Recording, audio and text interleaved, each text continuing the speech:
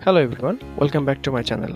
So আজকের ভিডিওতে আমরা দেখব কিভাবে ক্যানভা ইউজ করে আমরা প্রেজেন্টেশন স্লাইড বানাতে পারি। অ্যাট ফার্স্ট আমাদেরকে গুগল ক্রোম ওপেন করতে হবে এবং টাইপ করতে হবে Canva.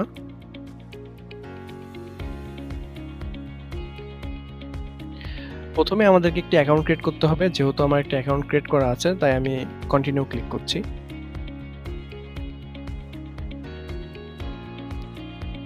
So this is the interface of Canva. এখান থেকে আমরা টেমপ্লেট অপশনে ক্লিক করব। এখন আমরা প্রেজেন্টেশন অপশনে ক্লিক করব। প্রেজেন্টেশন অপশনে ক্লিক করার পরে আমরা দেখতে পাচ্ছি এখানে বিভিন্ন ধরনের প্রেজেন্টেশন টেমপ্লেট দেওয়া আছে। এগুলো ম্যাক্সিমামই ফ্রি, তবে কিছু আছে ক্যানভা প্রো ইউজারদের জন্য। এখান থেকে আমরা একটা র্যান্ডম প্রেজেন্টেশন স্লাইড সিলেক্ট করতে পারি। এই যে এখানে লেখা আছে কাস্টমাইজ দ্য টেমপ্লেট, এই অপশন থেকে আমরা আমাদের মতন করে কাস্টমাইজ করতে পারি। কাস্টমাইজ দ্য টেমপ্লেট অপশনে ক্লিক করার পরে আমরা দেখতে পাচ্ছি আমাদের টেমপ্লেটটি ওপেন হয়েছে। আমরা কিন্তু এই টেমপ্লেটটি আমাদের প্রয়োজন মতন এডিট করতে পারবো। এখন যদি আমাদেরকে এটা ডাউনলোড করতে হয় তাহলে আমরা শেয়ার অপশনে ক্লিক করব।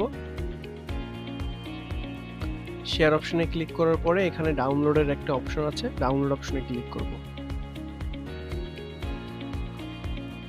এখন আমরা কোন ফরম্যাটে ডাউনলোড করব তার জন্য এখানে বিভিন্ন ধরনের অপশন আছে, পিডিএফ, পিপিটি, ওয়ার্ড। আমরা এখন পিপিটি ফরম্যাটে এটা ডাউনলোড করব।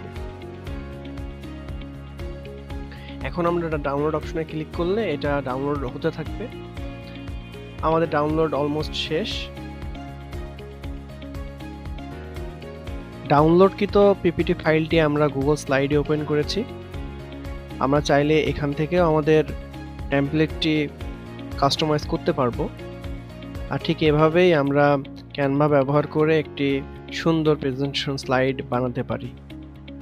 So thank you everyone for watching my video.